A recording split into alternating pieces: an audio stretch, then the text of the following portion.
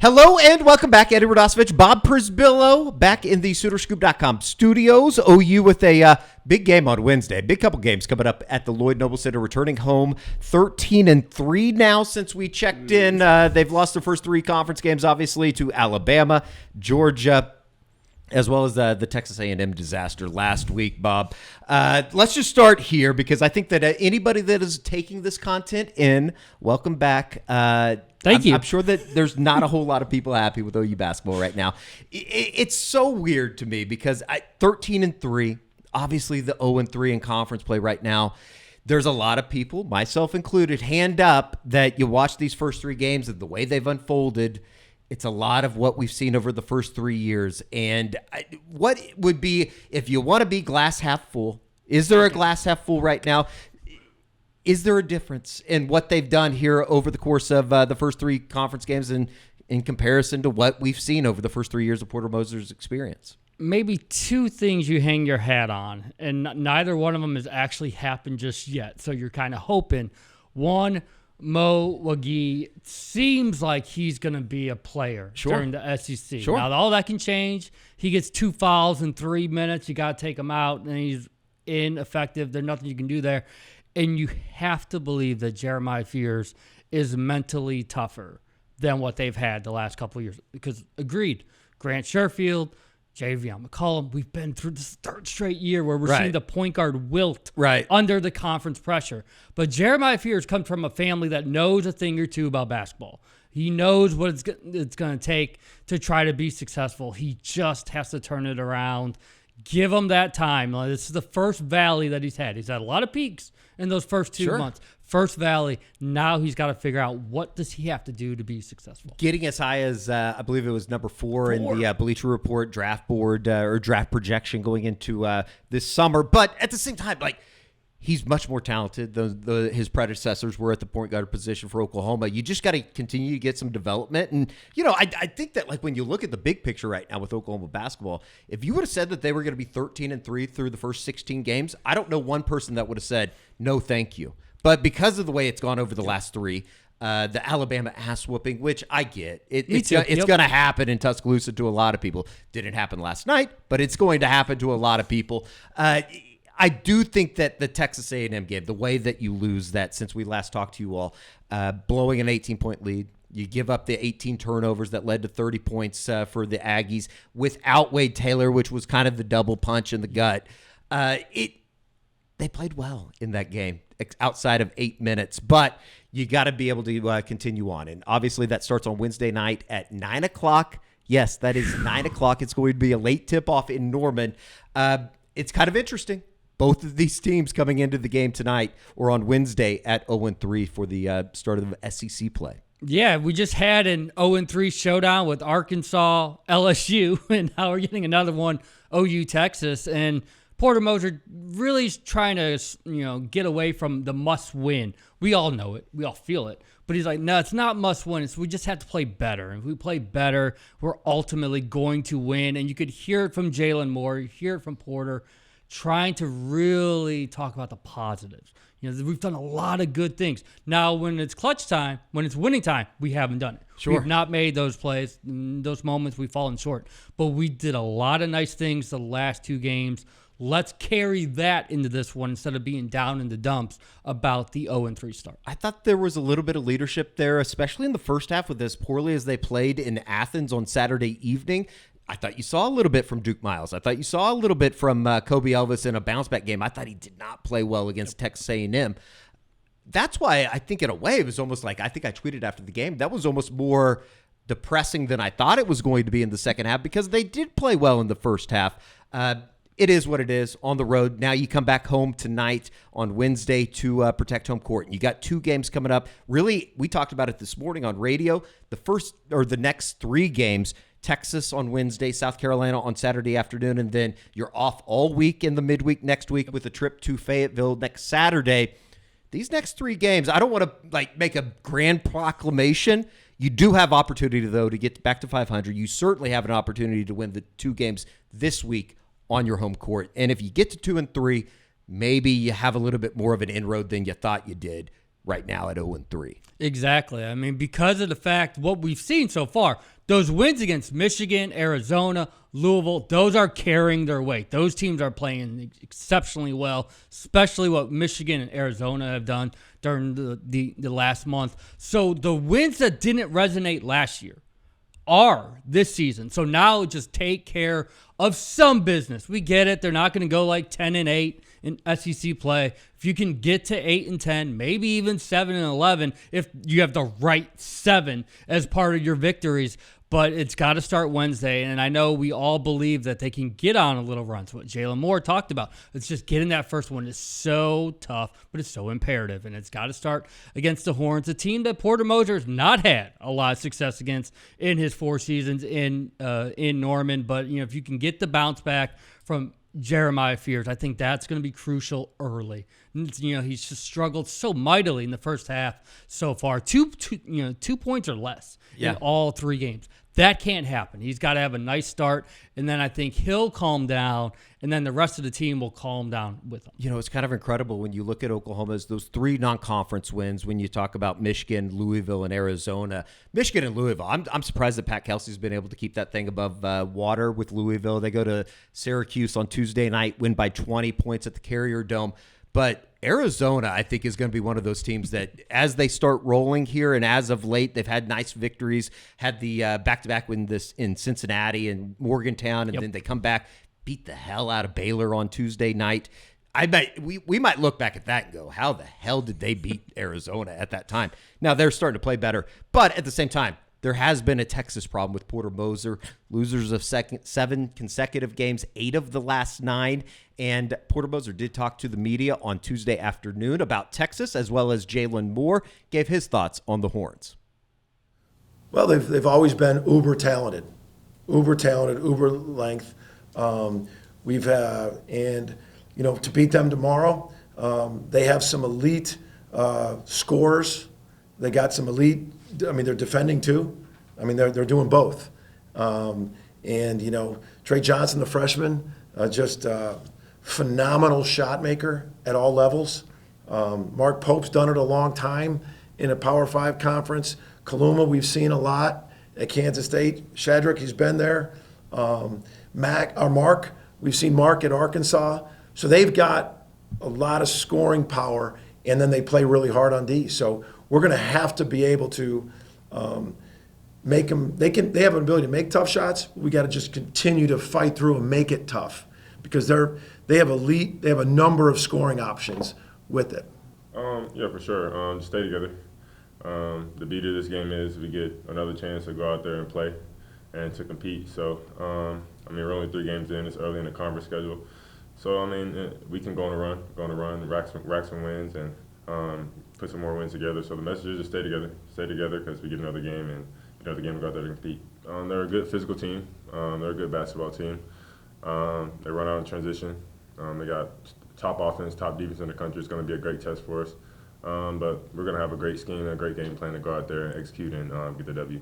Texas, a really interesting team, because I think you look at the 0-3 going into Wednesday night's game. It's a tough league.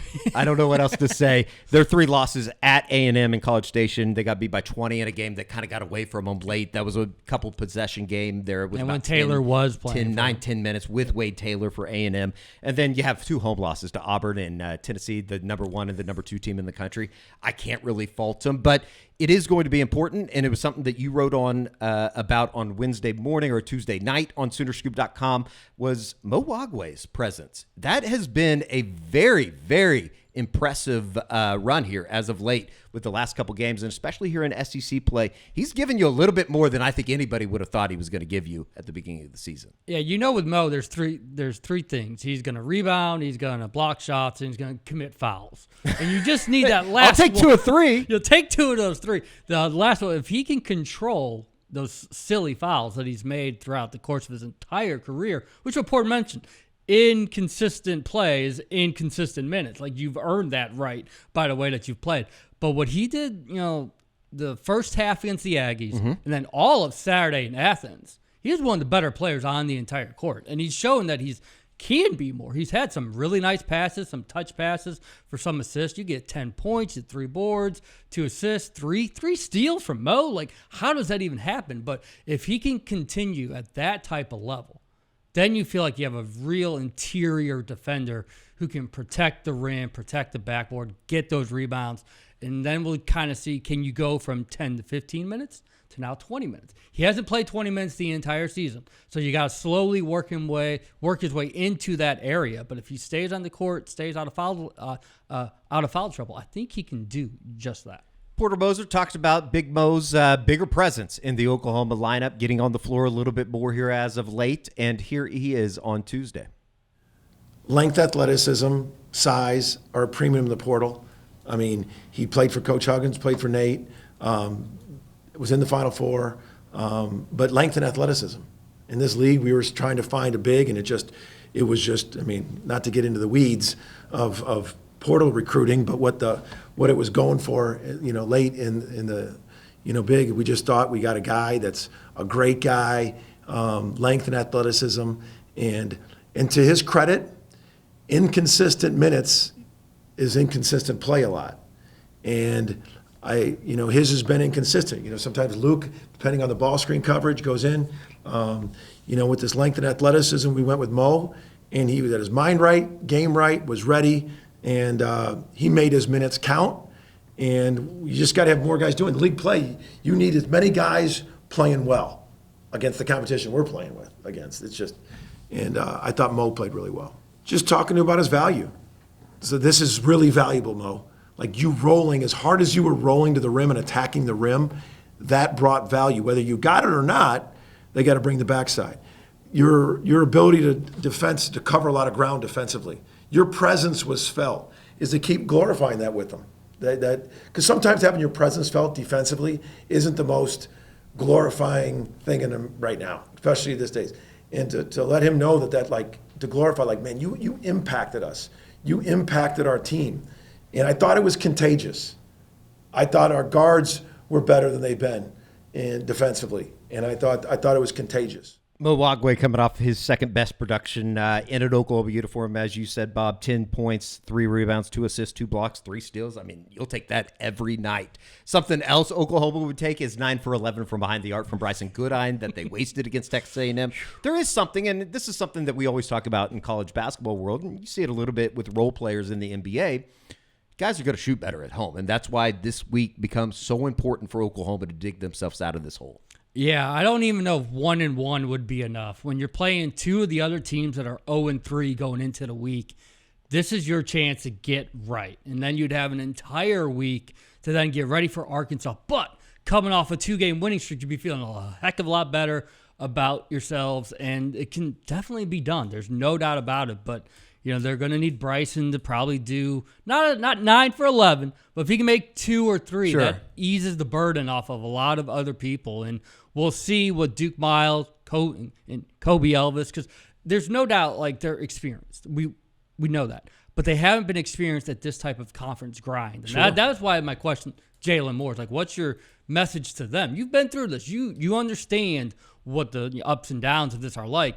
Now, they've been through their own version of it, but it's not to this level. And so can Duke and Kobe start bringing it every single night. What have you thought about Jaylen Moore here through conference play? He's so patient, almost to a fault. Right. You almost need him. Because that was the conversation at the beginning of the season. Yes. Let things come to him. You were asking Porter about it. You were asking Jalon about it. And he had a couple of good, really nice, productive games in the non-conference section.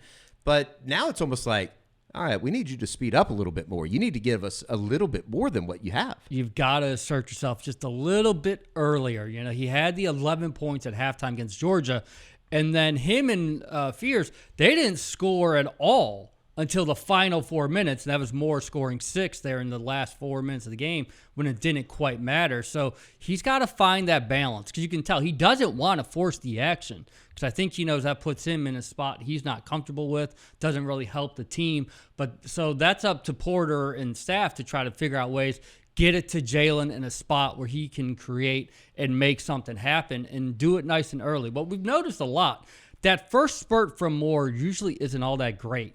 But then he comes in that second time in the first half and starts really making plays. You appreciate that, but can he get it going right from the jump? And I thought coming out of A&M, you were figuring, they're going to get their ass beat on the board almost every game this year. It has improved. You just got to kind of meet that with what you're doing offensively. And, sometimes shots aren't going to fall. Obviously, that's basketball. But at the same time, you just need a little bit more consistency. And I think it's there because we've seen it, as we said, against really good competition early. I think the outlier is going to be the turnovers that happen against the Aggies. Sure. Because that's the reason you trust Fears and Elvis and Moss. That's why you're still going with the 3-guard lineup, because you trust all 3 of them to make the right play at the right moment. And I think we were all stunned at the 18 turnovers and with 4 players with at least 3. It wasn't just one guy that didn't know what he was doing. They were all having trouble penetrating way too deep into the paint, getting it stripped. And so they learned from that. And if they continue to take care of the ball, even if they don't control the backboard. I think that's going to be the balancing act. That'll be the offsetting, part of that. If they take care of the ball, they should be competitive with every single game. They won't win them all, obviously, but they should absolutely be there coming down the stretch. The irony in everything that we've talked about with all the, I guess, not the negativity, but just the negative side of what has been the start of the conference play. You still were sending Jeremiah Fears to the line to go up 3 with less than 20 seconds left.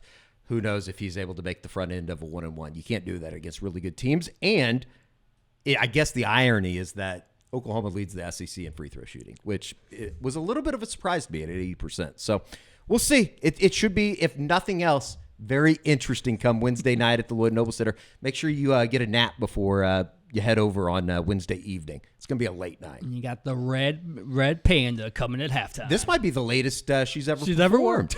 Unbelievable. All right, let's check in with OU women and Jenny Baranczyk, as they have a big week coming up with Missouri coming up on Thursday and then a trip to Columbia, South Carolina. We'll catch up with George Stoia next. Welcome back. We got George Stoia in here. He is a reporter for SoonerScoop.com.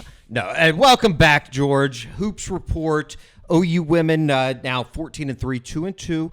I believe since we talked last, that was going into the Texas game. So kind of let's recap everything that happened. Obviously, we were both there at the Lloyd Noble Center a couple weeks ago for the SEC opener, and through one quarter, it was really good, and then the turnover bug struck again. Yeah, the turnover bug has been an issue for Oklahoma all season, especially recently in conference play in their 4 games.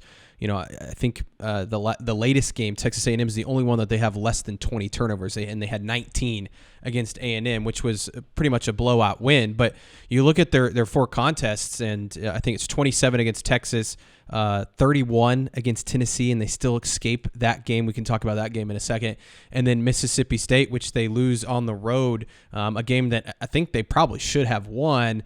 I think they had 21 turnovers in that game. So the turnovers have been a major issue for Jenny Baranczyk's club, and shooting as well. They haven't shot the ball as well at times. They shot it pretty well against A&M, but Reagan Beers, which that's the main headline with OU women's basketball right now. Reagan Beers suffers a shoulder injury against Texas A&M in the second half. I think she's going to be okay long term. Jenny Baranczyk did say today that she's day-to-day.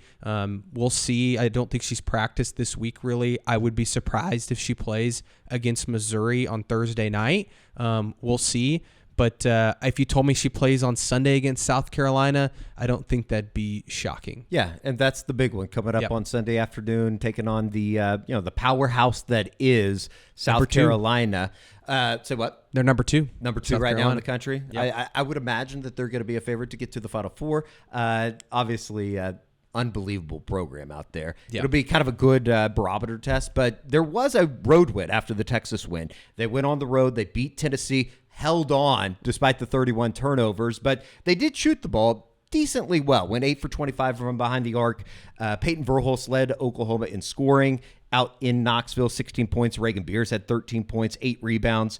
Raina Scott, Liz Scott both had 11 each. When things are going well, there is a recipe that we've seen here over the course of, the first 17 games that Oklahoma can compete with a number of teams in the country right now. Yeah, look, if they can limit turnovers and shoot the ball well, I mean, that sounds simple. And like any team would probably say, limit turnovers and shoot the ball well, you're going to win a lot of games. But that's certainly the case for this OU women's team because they just turned the ball over at a high rate. In that Tennessee game, they actually weren't turning the ball over that much until late in the second half. And all of a sudden in the fourth quarter, I think they had like 10-plus turnovers in the fourth quarter, and they were in control of that game. And Tennessee's a good basketball team. That's a team that is definitely going to make the tournament. Undefeated, top 15 at the time. Yeah, I mean, this is a team with new head coach that has kind of reinvigorated the program there, and they're a scrappy group, really talented, and they come fighting back because Oklahoma just kept giving them the basketball. And that right now has to be,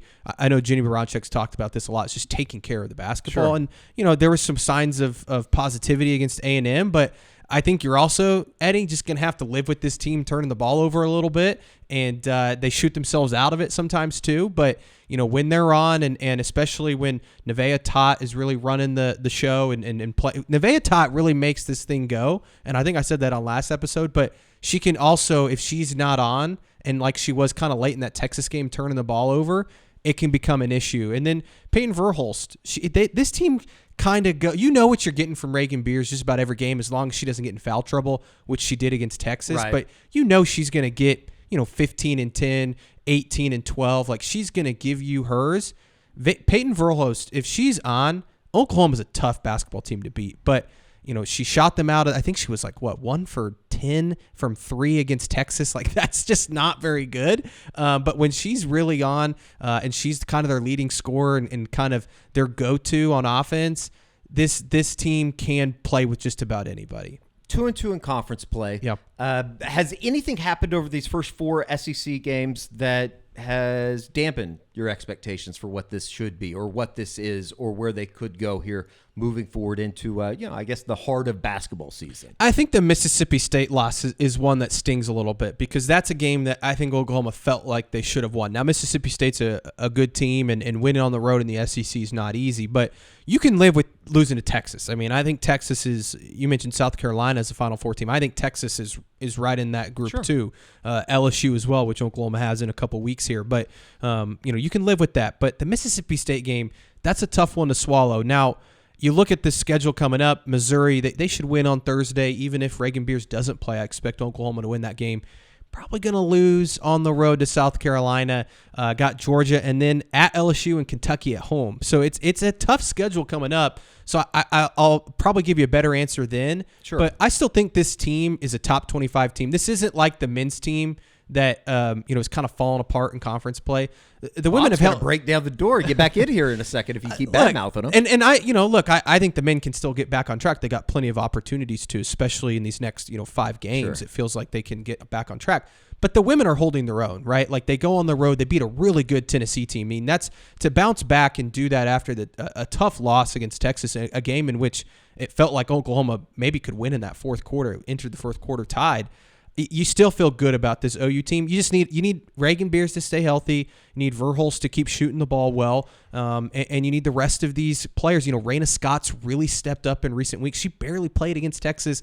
Last few games, her minutes have gone way up. She's played extremely well. So you need some of those other girls to continue to step up. Zaya Van hasn't been as productive. Is that just something similar to what we just talked about with Jeremiah Fears? I think a little bit of that freshman wall that you see? And I think you're playing better competition. Sure. You look at Oklahoma's non-conference schedule, they just weren't tested a whole lot. The women weren't. And so I think that you get into the SEC, which is widely considered the best in women's basketball as well as men's basketball. The athletes are different. The pace is different.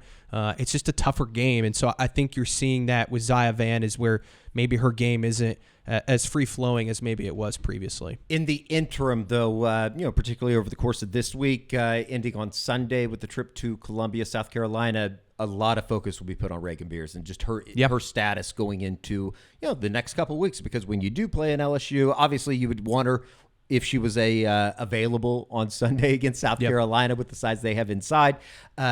you need her if you want to reach where everybody feels like this team should be at the end of the day. 100%. And like I said, she's so consistent. She's probably their most consistent player because you know what you're getting from her every single game. And she's had some foul trouble issues at time, but she continues to be a beast on the boards. She opens up the offense a lot, especially when they're not shooting well. They try to get her the rock down low. So she is. I mean, she's by far, I think, their most pivotal player, and that's easy to say. I mean, Peyton Verhulst is probably in that same conversation, but yeah, you definitely need Reagan to get healthy, especially with, like I said, the stretch coming up. And maybe that means you sit her against Missouri and South Carolina, and you get her back against Georgia, LSU, and Kentucky. Looking more at the long term than here in the short term. How'd your game go on Sunday? How many points do you have? Not good. I did not play well. I hadn't played in a couple months. Didn't like shoot the ball. Think Kobe ever said that? I just haven't played. I haven't picked up a basketball. Well, he never stopped playing. That's true. So that's true. We'll have to get my highlights on here sometime. Somehow, I don't think that's going to get into the server for Carrie to have access to. But if it does, maybe we will put it on the show here. Yep. All right, very good. Awesome. Going to be an interesting week for both the men and the women. Bunch of games at home at the Lloyd Noble Center coming up. OU men on Wednesday night, the women on Thursday, and then a Saturday happening experience with South Carolina for the men in Norman, and the women headed out to Columbia to take on the top-ranked or number 2 ranked South Carolina Gamecocks. Are they the women the Gamecocks? Women Gamecocks? Lady Gamecocks? I have no idea. That's something that we need to school up on. Yeah, I have no clue. That's my fault. Should have known that. All right, for George and Bob Przybylo, I'm Eddie Radosevich. We'll see you right back here on the SoonerScoop.com YouTube channel.